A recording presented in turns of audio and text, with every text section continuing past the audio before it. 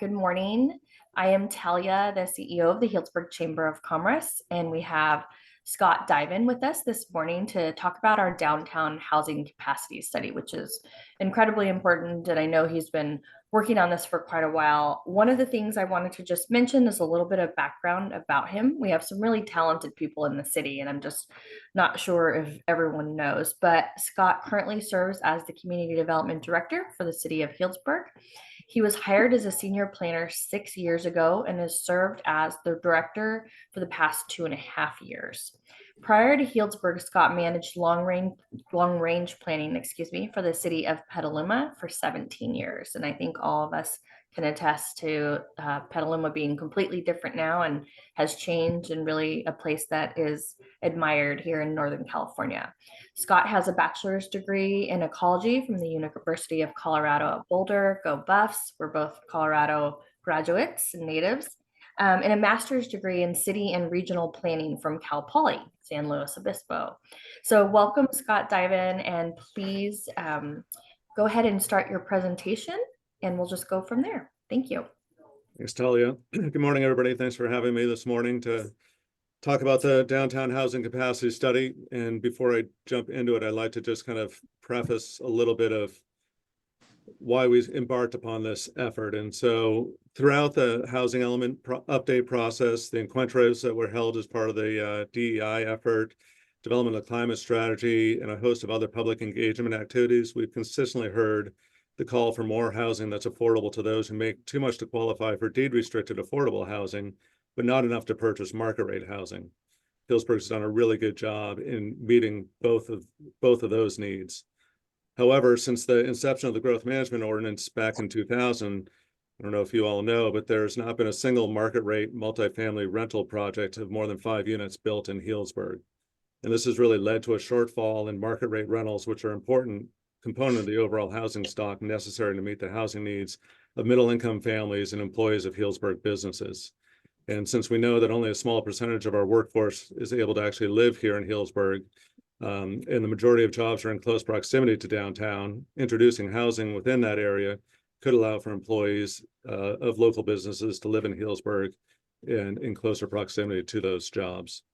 So with that, the City Council made it one of their priorities during this fiscal year to develop a downtown housing capacity to look at what the potential for housing is in the downtown. So the purpose of the project was to evaluate the capacity for additional housing in downtown Healdsburg, and this is primarily in the downtown commercial and service commercial zoning districts. It did not look at the Plaza Retail District, which surrounds the Healdsburg Plaza, recognizing that that area is pretty well built out, and I think is not an area that the community is necessarily looking for change in that immediate vicinity. So the project set out to visualize what form and scale of additional housing would be compatible with downtown's existing character, to identify what zoning and policy barriers to housing production in downtown exist, and then to provide some recommendations that would help enable housing production at the appropriate scale for Healdsburg. So this project initiated back in September. The consultant team, which was Opticos Design, they're out of Berkeley.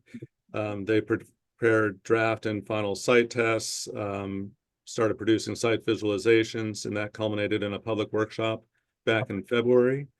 They've since then been refining some of those concepts and putting together a recommendations report that will be presented to the City Council actually next week. Not next week, sorry, the week after, on April 15th. So for those of you that find this interesting, we'd love to have you join us for that evening, where they'll present their final report. So the way this process worked is the consultants, in consultation with staff, identified what we call prototypical sites. These were sites that were representative of, well, they're real sites here in Healdsburg, but they'd also be representative of other sites within that overall area. The goal was to look at 5 different sites. For each of those sites, we looked at high and low development scenarios or yields to see what the potential was. So for the higher yield, typically those were, we relied on structured parking or platform parking. And then for the lower yields, those included surface parking. And we'll talk a little bit more about parking as later in this presentation, because it's a huge driver for the amount of housing that one can put on any particular site. We then selected a preferred scenario, and then we used that scenario to identify existing barriers and also kind of put together some conceptual plans for each of those sites. And I also want to preface that all the site illustrations that you're about to see are not, they just represent hypothetical build-outs. They're used to calculate the potential for new housing, and they don't represent actual design intent or a requirement for any of those particular properties to develop in a particular manner.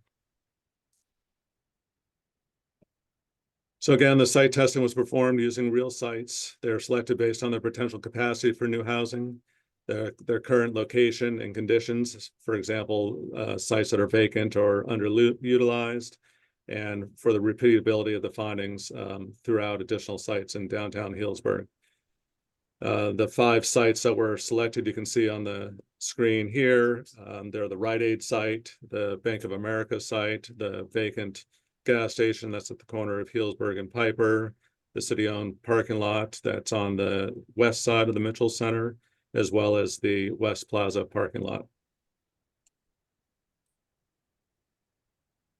Opticos really kind of wrote the book on missing middle housing, and I wanted to use this particular image that they've put together that really kind of shows the span of housing types in any community, going from detached single-family homes to the more mid-rise apartments and mixed-use projects that you would see in cities.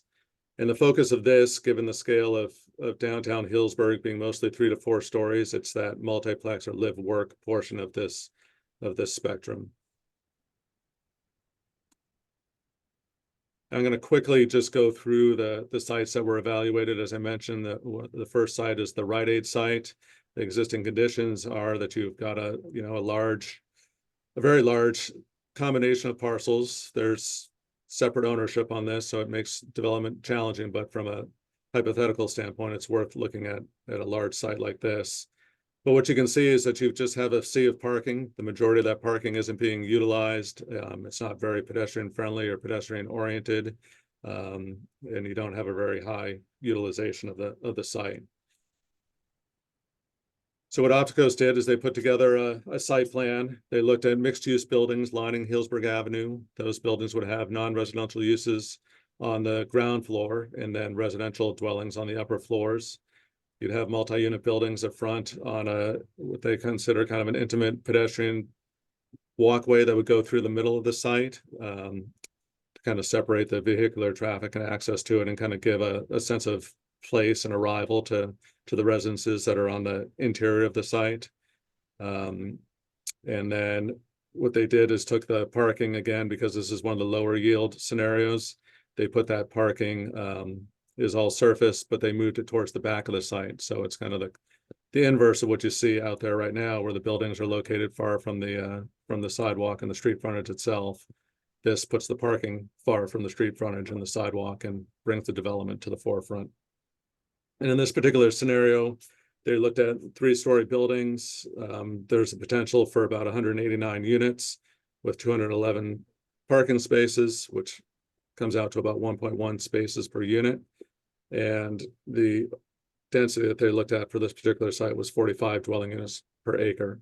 And to give you a little bit of context, the current density that's allowed on that site is up to 16 units per acre. These are some site visualizations that they put together for this particular site. So in the bottom left, you can see the conceptual site design from an aerial perspective, and you can kind of see how those buildings are laid out. You can see the walkway towards the west portion of that site that links from Grant Avenue back around and over to Healdsburg Ave. And then on the bottom right, you can get a sense of, the existing conditions that are up above it, which is not the most attractive or pedestrian friendly or inviting concept to what they have down below, where you'd have retail type uses on the first floor and then residential uses on the floors up above. It really changes the look and feel of that environment. The next site that they looked at was the Bank of America site. Again, existing conditions are a small bank. We pulled in the two small residential units there just to kind of make it a consistently shaped parcel and provide a stronger sense of transition into the existing neighborhood. And on this particular project, you can see the site layout that they did.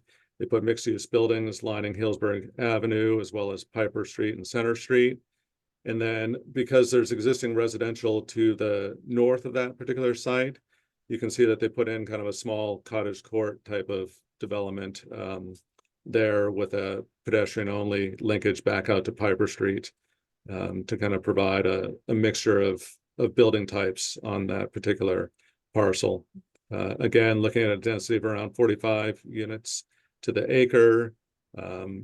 One can conceivably get it, again, keeping the heights around 3 stories for the larger buildings, about 65 units for that particular site. And these are some conceptual site designs for each of these. Again, looking from Healdsburg Avenue on the bottom left, looking south. And on the right-hand side, you're looking from Healdsburg Avenue, looking north.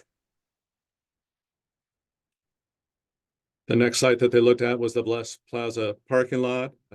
Again, this is a large asphalt parking lot. You know, it does have a very high benefit, obviously, to downtown because it takes care of all the parking need for the majority of businesses downtown. But it could have a higher and better use as well as create a stronger sense of place and identity for Healdsburg if it were to be redeveloped. So what they did on this particular site is they looked at introducing different pedestrian experiences along the ground floor, including a new landscape pathway on the west side, a small pocket plaza, and an expanded sidewalk on North Street with shop fronts. The building heights for this particular project would be 4 stories. Those 4-story would be stepped back to reduce that sense of scale and provide a little bit more private open space for the residents, which could be on the upper floors in the form of balconies. But what's interesting about this particular layout that they developed is that they put a parking structure in the center of that, and we charge them with not just looking to park the new residential units that are part of this, but also to ensure that there's the same amount of parking that was there existing. And since we hadn't also figured out whether Smart was going to be located downtown or at the plaza, we also asked that there include 50 spaces for Smart as part of that. And so here's an opportunity where we can take a large scale parking lot, create 150 units of housing, still have all the parking that's there currently, plus 50 spaces for Smart, which would then obviously translate to just additional parking to serve downtown and serve that residential need, and would really drastically transform that particular site. And you can see some visualizations here. The bottom left is looking from that corner where City Hall is. And you can see how much that changes the character of that particular area and really kind of extends the fabric of downtown to the west. And in the bottom right, that is on North Street. So basically just across from the Little Saint, that general area, and looking towards the west. The next site that they looked at was a small city-owned parking lot that's next to or behind the Mitchell Center. Again, looking at a 4-story mixed-use building with non-residential uses at the ground floor with residential dwellings on the upper floors.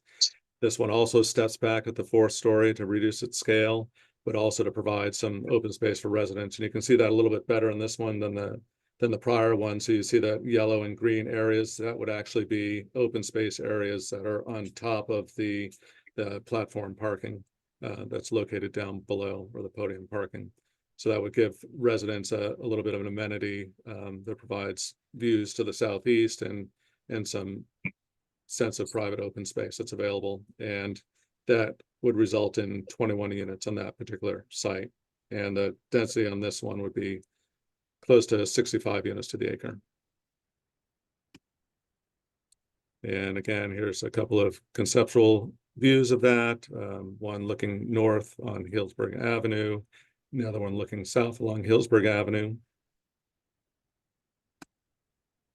And last but not least, this is a site we always hear about. When's something going to happen out there on that corner with that, tired of all the green fencing and that sort of thing. And so we took a little bit deeper look at this particular site, as you'll see when I come to go through these. So relatively small site, is a half acre. Again, they looked at a 4-story building. They were able to put 32 units in here, 32 parking spaces, so it's 1 space per unit.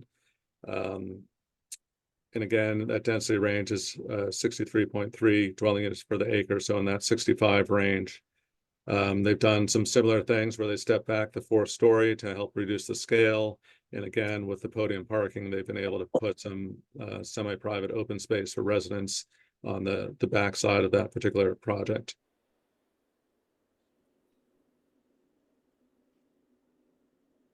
Here you can see the view looking north along Healdsburg Avenue. Again, retail on the 1st floor, residents on the 2nd, 3rd, and 4th. And with the 4th floor stepped back, you can really get a sense of how that 4th-story kind of disappears from view and helps reduce the sense of massing with that. And with the existing single-story building that's to the right, you can kind of get a sense that that scale still kind of fits in with that existing environment. And then on the bottom right, you can see that conceptual design as well, looking from the other direction, looking down south from Healdsburg Avenue. So this one, we were able to, within the scope of our contract, actually do a lot more refinement of this particular site. And what's nice about this one is that you can also see the Bank of America in the background. And so they were able to kind of step up from just the white line drawings and put together an actual conceptual drawing. When you start taking the city's design guidelines and applying that to any future development, what that could look like. And here you can really get a sense of how this type of development could really start to pull downtown north along Healdsburg Avenue in a way that I think would really fits within the overall scale and character of the community. I know there's been a lot of discussion recently. I think there was a recent chamber walk, from what I understand, with some of the new businesses that have located on that northern end of Healdsburg Avenue, north of downtown, really struggling with how do we get people to start, moving in that direction. One way to do that is to encourage new styles of development, get housing, get people living there, and get a draw that pulls people from the downtown core a little bit further north. In this, you can see the gas station parcel. You can also see the B of A parcel a little bit on the opposite side of that block there. So it really starts to pull downtown northward. One thing that came out of that, Scott, that you mentioned, and a few of the council members were there, is people said that would be cool to have that be like the art district or something, and at least change banners and things like that on the poles. And then for the gas station site, there was definitely a question of, could that site be wrapped like the green fencing? That could at least have a nicer wrap like the Mill District has. So I know those are 2 things that came out of it, but as I say that, if you do have questions, we're going to be answering those after. So just please type them in the chat. And I'm going to move on from here. So again, just kind of comparing existing standards to what was evaluated here. As I noted, the existing maximum density in both of those zones is 16 dwelling units to the acre. In the service commercial zone, which is further north of downtown, we looked at a slightly lower density at 60 or at 45 dwelling units to the acre. And then for the downtown commercial zone, we looked at densities that were closer to 65 dwelling units per acre. And I think what's interesting, kind of going back to this here, is you can see that, I know for some, they may seem like a really high density compared to what the city's used to, but you can actually achieve those densities and still have the scale of development that's within the character of the overall community. When you look at this particular site, for example, the gas station site, and you see this development, you've got, I think I can't remember how many units were in this one, 30 units, 32 units in this particular project. That means under the current zoning, you could put 8 units in there. And so what you'd end up getting, while you'd have the same look and feel, those 8 units are all going to be 5,000 square foot luxury type of projects. If you increase the density, you can have the same looking project, but actually have units that are going to range from studios to 3 bedrooms that are going to max out more in that 1,300 square foot range that would actually serve the workforce here in Healdsburg. So one of the more controversial things that I'm sure people will struggle with is the parking requirements piece. In Healdsburg right now, if it's multifamily, which all these projects are, you're required to provide 1.5 spaces per unit, plus an additional space for every 3 units for guest parking. In these scenarios, the consultants are recommending that we look at 1 space per unit as the minimum. That doesn't mean that somebody couldn't provide more parking as part of a project, but parking is really expensive, and parking also takes up space. And so requiring more parking means less units. And so that's kind of the fine balance that needs to be addressed. And the hope is in the longer term, as Healdsburg becomes a little bit more of a multimodal community, SMART comes to town, then folks may not need that extra vehicle. A lot of these units would be studios and 1 bedrooms. And so in theory, those could have 1 resident and only actually need 1 parking space. The other piece that's different here is that the site tests don't include parking for the commercial components of that. Typically, when you have podium parking or mechanical parking, if people wanted to do that in these buildings, people that are visiting commercial, they're not going to want to take the time to navigate into the interior of these projects. And so these projects really rely on the existing street parking and the existing public parking lots to serve that commercial parking need. There's also the belief that you get residents downtown, they park themselves and they're also the customers to these. And so you don't generate the same amount of demand for parking in that situation. And I'd also point out that because a lot of these units have tuck under parking, what you're getting is commercial only at the front edge of these, along the pedestrian edge of the sidewalk, but the interior of these spots are parking. And so you don't really have as much commercial space as it might look like if that commercial were to occupy the entirety of that first floor. Economic planning systems, which has been helping the city with its housing needs assessment, they were able to take a look at this particular site and did some development feasibility analysis to see how this could work in the current economic environment. What they did is they looked at estimating the development costs associated with a mixed-use residential project at 3 different levels of density. The existing density at 16 dwelling units per acre, the proposed dwelling or density at 63 units to the acre, and then a mid-range density halfway in between that. They also included the commercial square footage. And what they found was that in keeping the land acquisition costs the same and the site prep costs the same across all 3 scenarios, that the high density yield scenario requires more expensive residential construction costs because of that podium parking, but at the end of the day has a much lower per unit cost. And so as you increase those densities, you can see how the per unit costs currently would be close to 1.2 million, can drop almost in half by increasing the density. That would make that housing a lot more accessible to the community. And then as density increases, the development costs, like I said, get spread across more units, lowering the rental revenue that's required to make those projects feasible for a developer. And so when you look at this next slide here, this is what's showing in order for a project to be profitable to a developer, what the rents would need to be. This isn't saying that's what the rents would be, but you can see that in the base density yield, our current density, that you're looking at rents that start at $3,000 for a studio and rise to over $7,000 for a 3-bedroom unit. Now, obviously, that's probably not going to get built because the market's not going to be there for it. It's going to serve household incomes ranging from 140 to 228% of the area median income.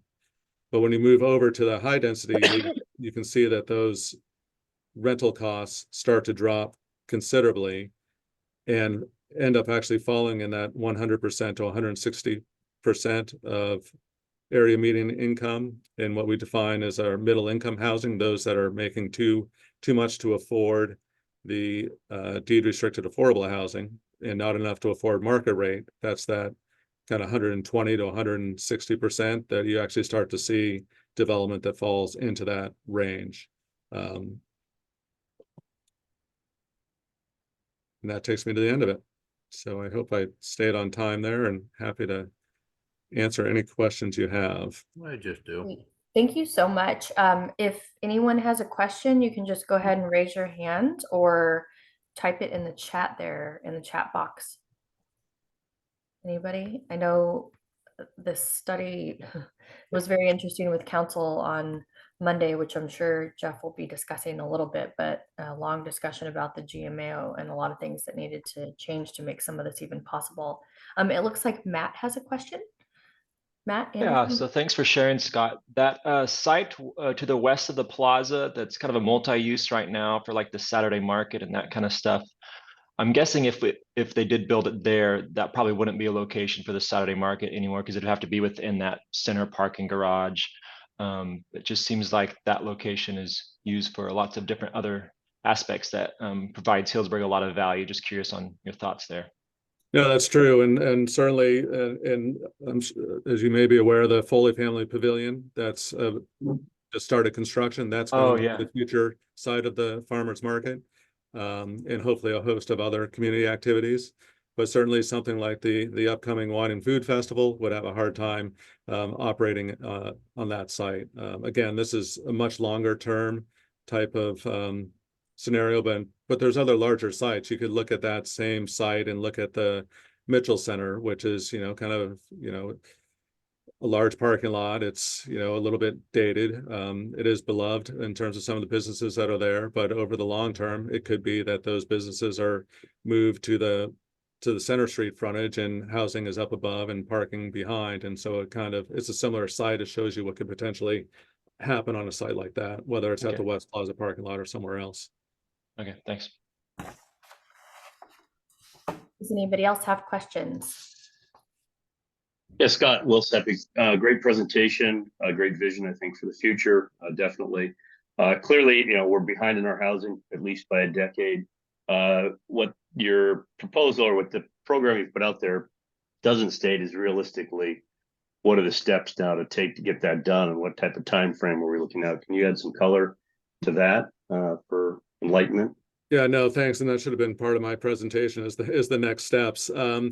Of course, it's easy to talk about these conceptual plans and what the potential is. And within a half hour, I could change the general plan and change the densities and all of that. But I'd run into quite a bit of legal trouble, because what we really need to do is a planning process if this is a direction that the city wants to go in. And that can take the form of whether it was a general plan update, a specific plan, or a master plan that really focused on the downtown area and increasing those densities. Along with that would be an extensive CEQA or environmental effort as well. We can't just change the numbers that are in the general plan. As easy as that would be from a technical standpoint, we need to actually go through a long planning process, and that's probably a 2-year process. And I don't have a sense of what the cost would be. It really kind of depends on what approach we took. So there is a significant follow-up to this effort if this is a direction that the community wants to go in. And there would be a lot more discussions on some of those assumptions that I talked about as part of that planning effort, obviously. Yeah, I tell you, I don't know if it's what the community wants to go. I think the community's got to go if we're going to be successful and have a thriving economic downtown corridor. Yeah. Housing's critical. Yeah, nope. And then the other piece of that is of course the growth management ordinance. One of the reasons we haven't seen multifamily rental projects or apartment projects or projects like you see on this in these slides is there's so few allocations that are available. They're often tied up. There's never a certainty that you're going to have them. You can't partially build a multifamily project. You need to have all the allocations that you need in order to build that project. You don't have to phase them the way you do a single family development. And so that's the other barrier that in community discussion that's really going to need to take place in order to realize this type of growth here in Healdsburg. Well, I think just to your point, Scott, of having no market rate housing built since 2000 is just one key point and argument you could use for anything. So I know you see it a lot throughout the businesses. Other questions? It looks like Aaron might have one. Aaron Krug? No. Nope. Okay, sorry. Yeah. Oh, sorry. Eric I- Krug has one up in the. Yeah, I wanted to ask a couple of questions about timeline with the GMO. None of this is possible without approval by the vote of the people. And my understanding is there's a couple of timelines that we need to pay attention to. Number one is that I believe that the vote has to be in a general election.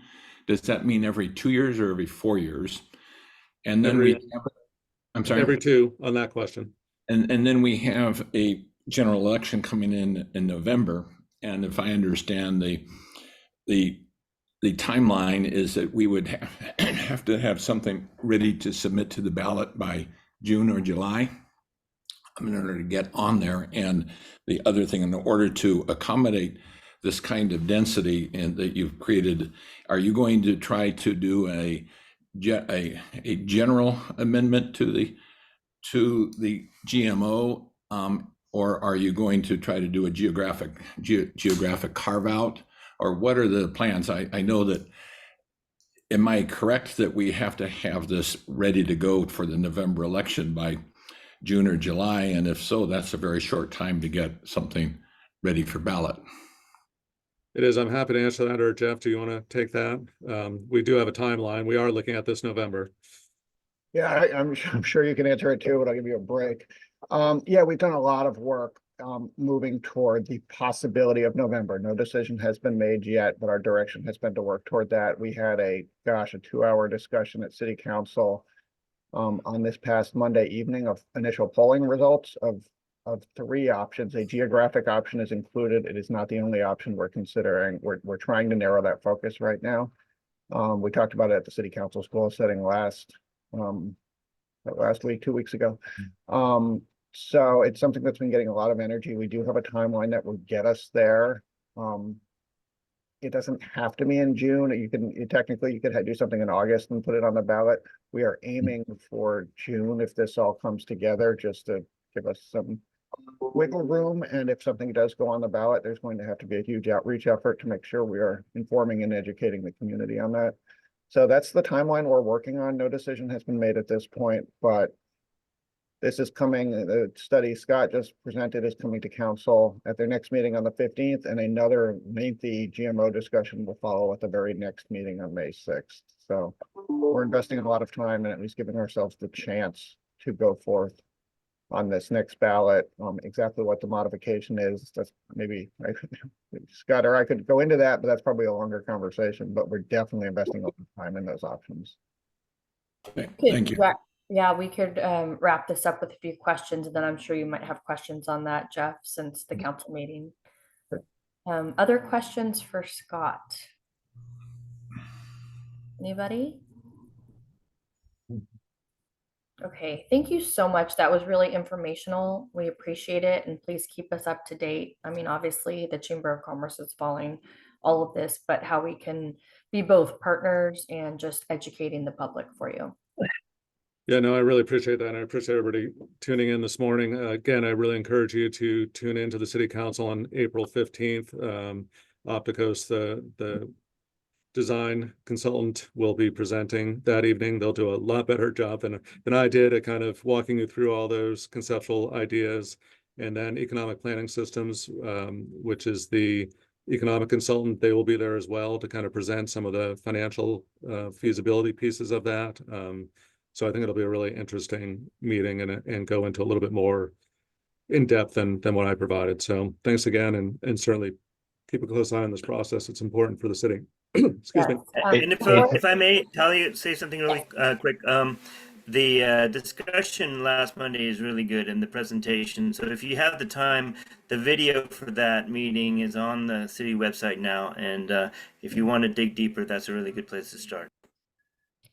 Thank you, Hey, Councilman. Talia, I'd like to also add with concern to Petaluma where Scott was at before. If people Yes. haven't had an opportunity to go walk around downtown Petaluma, I'd highly encourage it. I mean, obviously, Scott, your tenure there set in motion a number of things that have happened or continue to happen. But, you know, our company opened up a very, very small retail spot 6 months ago. And the economic boom down there is incredible. Walkability throughout town, everything that's happening there. So you want to get some vision to see what's been shown there on paper, I'd encourage it. A little trip down to Petaluma could be worth it.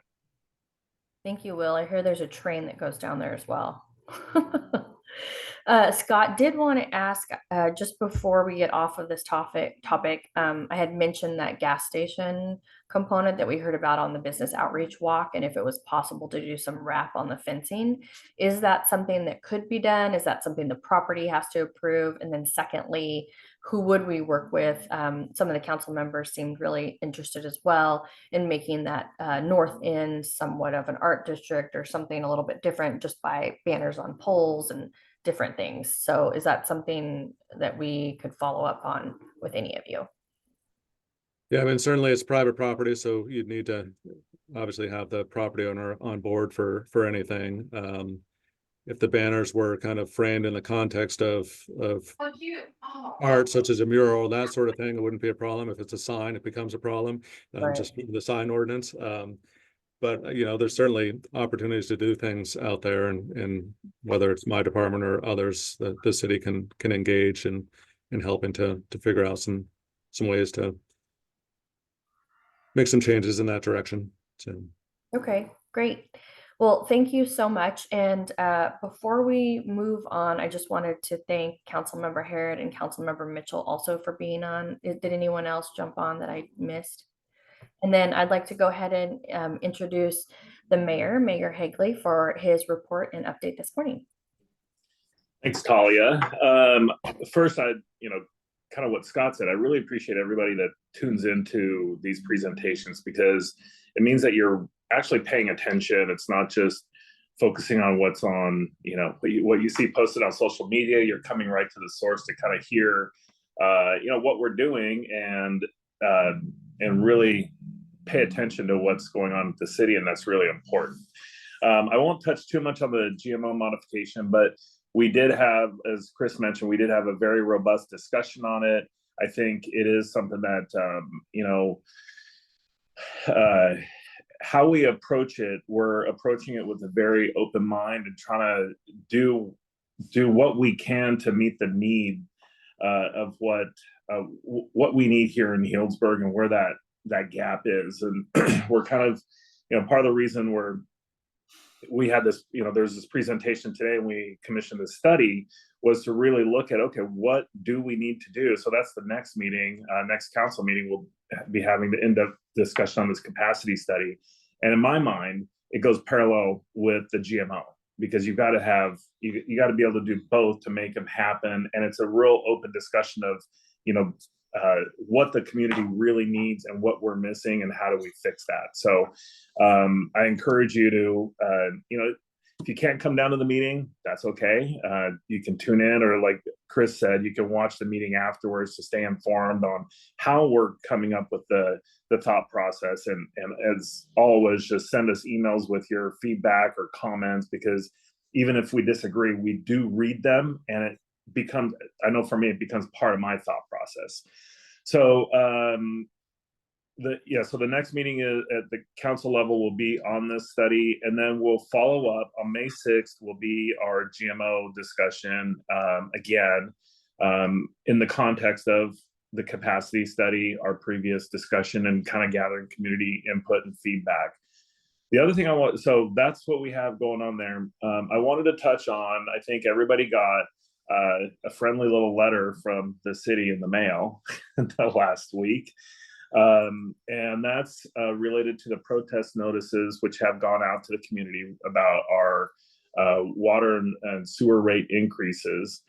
You know, again, this is not something that we took lightly. This, you know, I'm been on council a long time, and I know that we look and dive into these things very deeply, and it's a pretty complicated issue, and there's certain steps that we have to go through, and within the context of how cities operate and where we, you know, get revenue from for certain things, and everything from, you know, considerations are capital improvements, deferred maintenance, you know, bond covenant, debt service coverage ratio requirements. There's a whole lot that goes into coming up with what the rates are, the revenue that needs to be generated to be able to cover the expenses. And like everybody else whose expenses are going up, the same thing happens with the city, and that's the challenge. Where, you know, sometimes it's, you know, there's a lot of fun things we get to do with ribbon cuttings and everything else, but this is a challenging one. And I saw our council really looking at the long term and what's the best interest in the city for our long term health.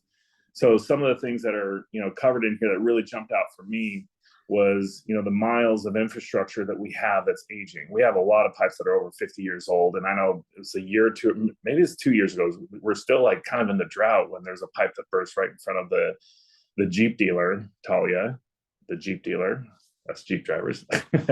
And there was water spewing everywhere, and we had to come in and fix that. And fixing and emergency repairs are way more expensive than, you know, working on improvements as we go. So that's part of what we looked at is in our long-term plan, what do we need to budget? How do we reallocate funds to be able to improve and strengthen our existing infrastructure so that in the long term, we don't have these drastic increases that need to kind of make up for what we've had to honestly kind of kick the can down the road a bit when we're in the middle of COVID and everybody's at home and we're having issues with, you know, really people's incomes were impacted. And, you know, the decision at the time in the context at that time was it's a heavy lift. And now we're kind of at that point where we need to get things back on track to really support the long-term health of the city and the infrastructure so that we don't have these things happening. The other thing is when we do improvements like street improvements, we try to look at the long term. My pet peeve as a council member is a brand new pavement goes, you know, do a brand new surface and then 2 years later cut it up to do something else. So there's a road that's a little bumpy. Sometimes I'm like, okay, it can be bumpy for a little longer because when we replace it, I want to be able to upgrade the infrastructure underneath and kind of line everything up so we can do it all at once. And I feel like that's, you know, more fiscally responsive approach.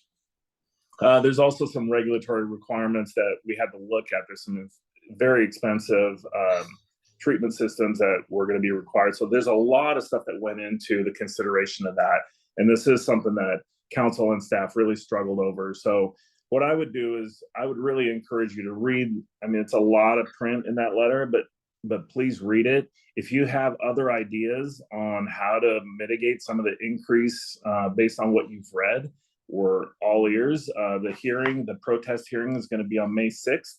So I encourage you to come to the meeting. If you disagree with what we're doing, then that's why you have the protest letters, and we encourage those to be sent in.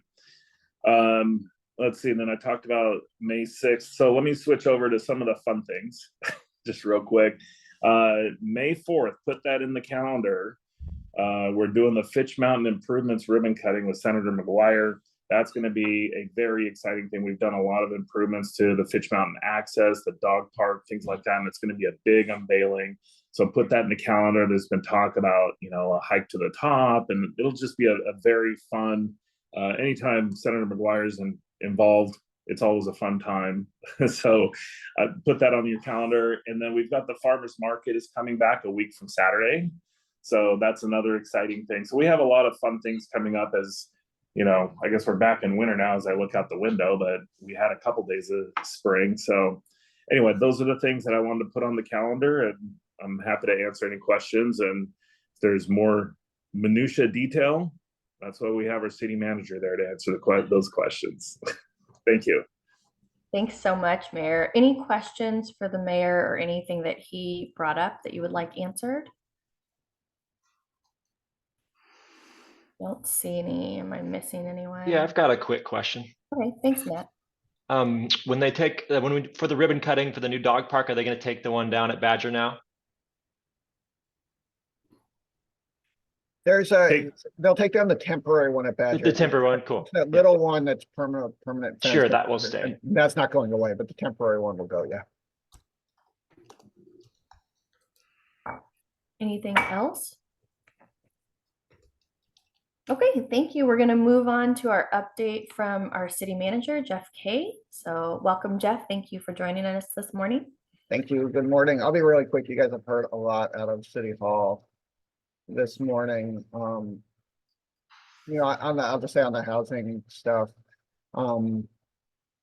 Thank you all for engaging. We're doing a ton right now. There's really nothing more important that we will work on, in my estimation, over the next couple of years, in the past couple of years. In this housing challenge, that doesn't mean we have all the right answers. We need people's engagement. But Eric asked before about polling, and I think I might have buried the lead on that too. Or he asked about the process, and I mentioned the polling from last week. We pulled a few options. We're refining that, but the headline probably on that should be that it polled in terms of success in the 50s, mid to high 50s in the more positive cases. We're talking about something that needs a majority to pass. So our takeaway, and my message to council, was these are viable, they are not a slam dunk, which is to say we need to do good work on crafting options that respond to the needs of the community, and then conveying what we're doing in a way that makes sense. So to those of you who think this is important, if you agree this is important and you want to be involved in that conversation, people will have the ability to really impact where this lands, both in terms of what, if anything, goes on the ballot and then how it fares. So I would just really encourage people. I know planning stuff is not everybody's cup of tea, but I would encourage people to pay attention.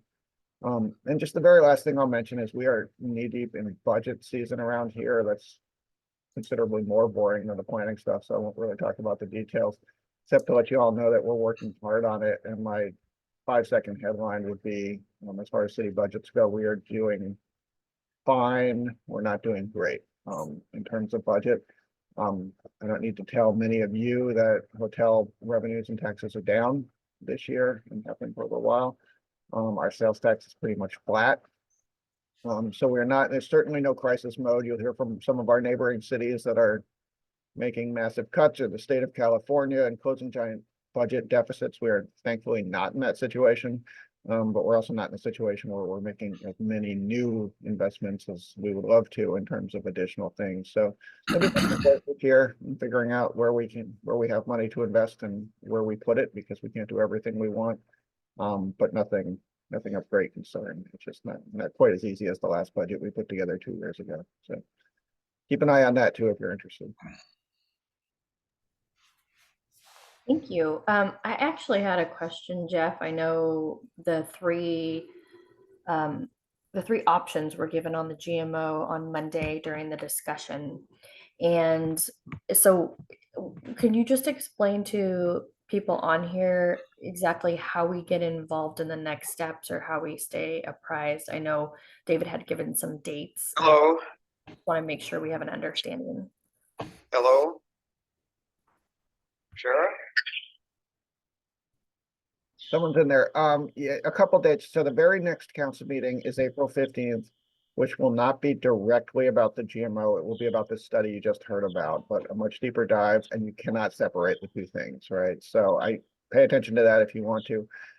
If you can, that would be great. The following meeting, which is, checking my calendar, May 6th, we're going to go back to those three options, with everything we learned about this downtown study and everything we've been chewing on and considering, and really ask the council to help us narrow the focus at the May 6th meeting. So while that is not when we're asking the council to take a vote, if you really want to be part of the sausage making, that's, connect with us, connect with your council members at or before that meeting, and pay attention to that meeting. There will still be time to tweak things after that, but it's going to make our world so much easier if we have a fairly good sense of where we're headed that night. So no night will be probably more important to this overall process than that discussion on May 6th. Okay, yeah, because I know you had mentioned like a June 17th deadline, or there was mentioned one on Monday nights. That's when we're targeting right now. A vote to put something on the ballot would be June 17th. But as you can imagine, assuming that schedule holds, Mhm. June 17th is not the night to be messing around with the details of what we're doing. Right. So get in sooner than that if you really want to be involved in how things come together.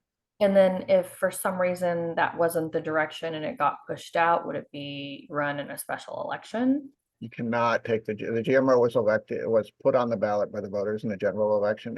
There cannot be a special election. Okay, so then you'd have to wait. The Understanding. remainder of the term. We'd be waiting. Okay. Okay. Any questions for our city manager?